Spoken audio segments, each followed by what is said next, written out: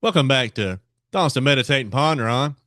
And as we get ready here on this Thursday, we're in the second to last chapter of Hebrews. And we're going to pick up here in Hebrews chapter 12, and I hope you'll read along with me. In Hebrews chapter 1 or chapter 12 verse 1 says, "Therefore we also, since we are surrounded by so great a cloud of witnesses, let us lay aside every weight and the sin which so easily ensnares us, and let us run with endurance the race that is set before us, looking unto Jesus, the author and finisher of our faith, who for the joy that was set before him endured the cross, despising the shame, and has sat down at the right hand of the throne of God. For consider him who endured such hostility from sinners against himself, lest you become weary and discouraged in your souls. You have not yet resisted to bloodshed, striving against sin, and you have forgotten the exhortation which speaks to you as to sons. My son, do not despise the chastening of the Lord, nor be discouraged when you are rebuked by him. For by the Lord, for whom the Lord loves, he chastens and scourges every son whom he receives. If you endure chastening, God deals with you as with sons. For what son is there whom a father does not chasten? But if you are without chastening, of which all have become partakers, then you are illegitimate and not sons. Furthermore, we have had human fathers who corrected us, and we paid them respect. Shall we not much more readily be in subjection to the Father of spirits and live? For they indeed for a few days chastened us as seemed best to them, but he for our profit, that we may be partakers of his holiness. Now no chastening seems to be joyful for the present, but painful. Nevertheless, afterwards, it yields the peaceable fruits of righteousness to those who have been trained by it. Therefore, strengthen the hands which hang down, and the feeble knees, and make straight paths for your feet, so that what is lame may not be dislocated, but rather be healed. Pursue peace with all people in holiness, without which no one will see the Lord. Looking carefully lest anyone fall short of the grace of God, lest any root of bitterness springing up cause trouble, and by this many become defiled, lest there be any fornicator or profane person like Esau, who for one morsel of food sold his birthright. For you know that afterward, when he wanted to inherit the blessing, he was rejected, for he found no place for repentance, though he sought it diligently with tears. For you have not come to the mountain that may be touched, and that burn with fire, and to blackness and darkness and tempest, and the sound of a trumpet and the voice of words, so that those who heard it begged that the word should not be spoken to them any more, for they could not endure what was commanded. And if so much as a beast touches the mountain, it shall be stoned or shot with an arrow. And so terrifying was the sight that Moses said, I am exceedingly afraid and trembling. But you have come to Mount Zion and to the city of the living God, the heavenly Jerusalem, to an innumerable company of angels, to the general assembly and church of the firstborn who are registered in heaven, to God, the judge of all, to the spirits of just men made perfect, to Jesus, the mediator of the new covenant, and to the blood of sprinkling that speaks better things than that of Abel. See that you do not refuse him who speaks.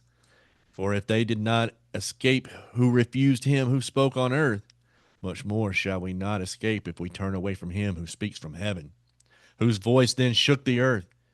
But now he has promised, saying, Yet once more I shake not only the earth, but also heaven.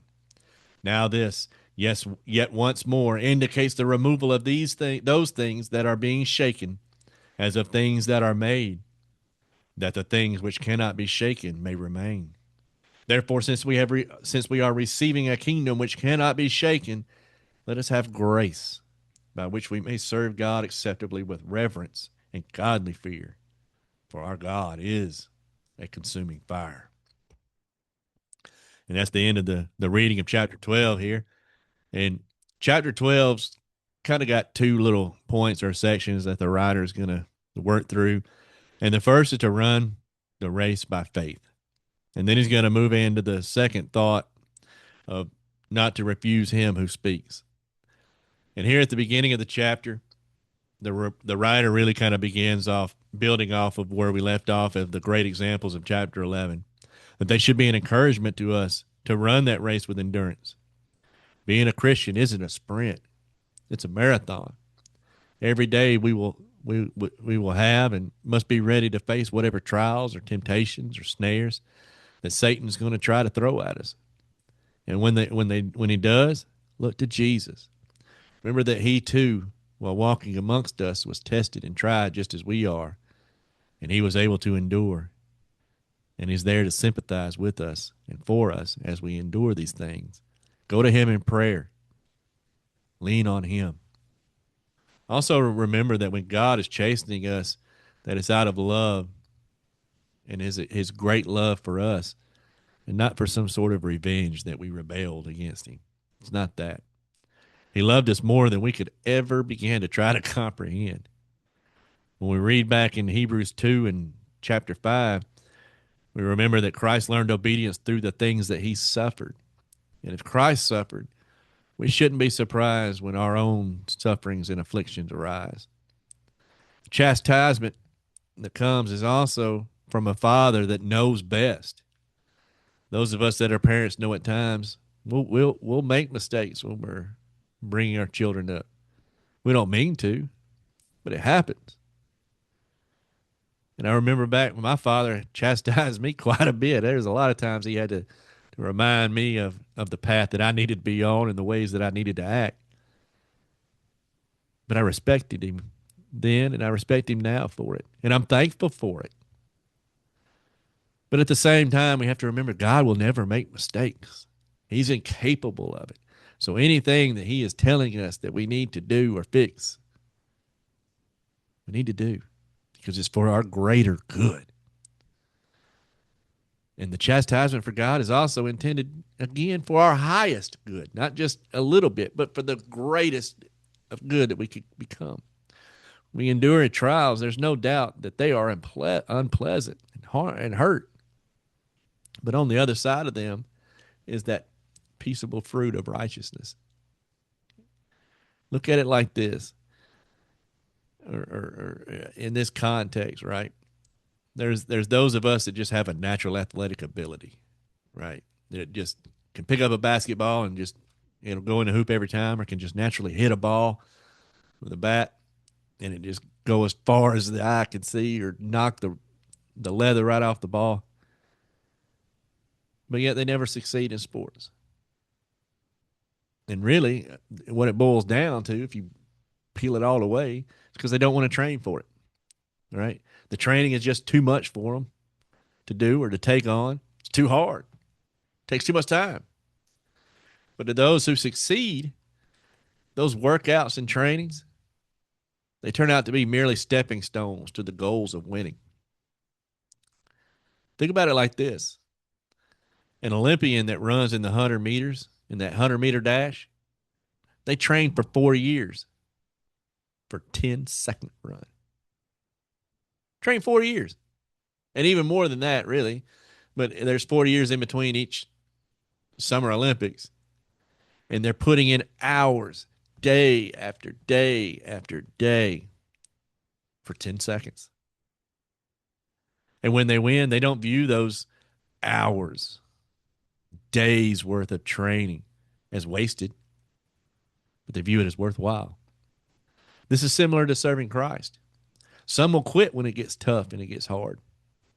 But those that endure will see those afflictions as stepping stones in order to walk closer with God. Those that are strong also must encourage those that are weak around them. The local congregation is a family, and each member is at a varying level of spiritual maturity. We aren't running this race alone. Look to your left, your right, in front of you, behind you, and see who needs you. And when they do, be there, because they'll be there for you on the backside of it too, I promise you. Pass on knowledge when you see a fellow laborer headed down a bad path that you've already overcome. Why watch them make the same mistakes that you did? And if they don't listen and still go down that path, that don't give you the right to say, I told you so. because that's not love. But be there to encourage them, to not give up, because it gets very easy to.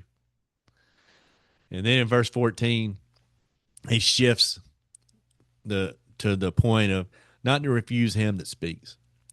We should always be striving for things that bring peace and holiness within us. But peace isn't going to happen on its own. We must seek it out. When our spiritual life is flourishing, and that's when we'll find peace. He then makes the point that if Mount Sinai and the law of Moses were important, man, think about how much more important that the new covenant is, that's symbolized by Mount Zion. God now speaks through his son. Don't refuse his speech.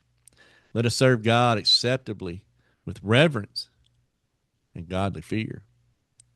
For as he says at the end of the chapter, God is a consuming fire. And that ends our work through chapter 12 here. And tomorrow, Friday, we'll finish out with Hebrews chapter 12, and that will complete the letter or the epistle to the Hebrews. And this has been a great study, and I hope you've enjoyed it as well. I thoroughly have.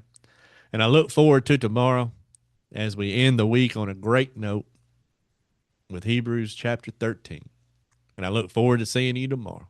If there's anything I can do, please don't hesitate to ask. I look forward to our study and our walk through chapter 13 tomorrow. May the Lord bless and keep you.